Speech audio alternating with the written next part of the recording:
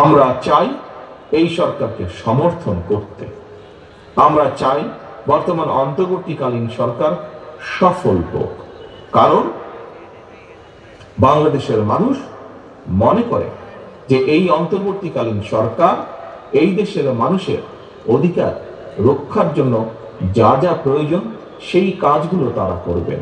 এই দেশের মানুষের রাজনৈতিক যে অধিকার, যেই অধিকারকে বহু বছর আগে পলাতক স্বৈরাচার রাতের আধারে অস্ত্রের জোরে লুণ্ঠন করে নিয়ে গিয়েছিল, এই অন্তর্বর্তীকালীন সরকার একটি সুষ্ঠু এবং নিরপেক্ষ নির্বাচনের মাধ্যমে সেই অধিকার বাংলাদেশের মানুষের কাছে ফিরিয়ে দিবেন। কিন্তু গত কিছুদিন ধরে আমরা অত্যন্ত দুঃখের সাথে আমরা লক্ষ্য করছি সরকারের ভেতরে বিভিন্ন ব্যক্তি বিভিন্ন রকম কথা বলছেন জনগণের অধিকার ফিরিয়ে দেবার ক্ষেত্রে।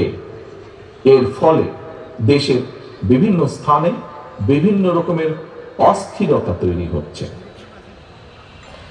প্রিয় সহকর্মীবৃন্দ, আমি প্রথম দিকেই বলেছি বাংলাদেশে আমরা অস্থিরতা দেখতে চাই না। বাংলাদেশে আমরা চাই, বহু অস্থিরতা হয়েছে, পলাতক স্বৈরাচার বাংলাদেশের অর্থনীতি বলুন, বাংলাদেশের কৃষি বলুন, বাংলাদেশের শিক্ষা ব্যবস্থা বলুন, স্বাস্থ্য বলুন, বাংলাদেশের বিচার ব্যবস্থা বলুন, বাংলাদেশের নির্বাচনী ব্যবস্থা বলুন, প্রত্যেকটি রাষ্ট্র কাঠামোকে ভেঙে চুরে গুড়িয়ে দিয়ে গিয়েছে।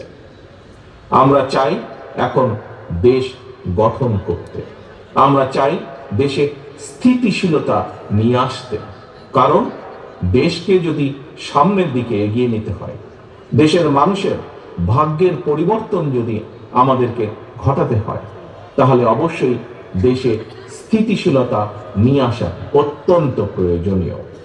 কিন্তু আমরা লক্ষ্য করছি অন্তর্বর্তীকালীন সরকারের কিছু কিছু ব্যক্তির বক্তব্যে বিভিন্ন রকম অস্থিতিশীলতা তৈরি হচ্ছে। আমরা দেখছি অর্থনীতিতে অস্থিতিশীলতা, আমরা দেখছি সমাজের বিভিন্ন শ্রেণীতে বিভিন্ন অস্থিতিশীলতা, আমরা দেখছি প্রশাসনের বিভিন্ন স্থানে বিভিন্ন অস্থিতিশীলতা।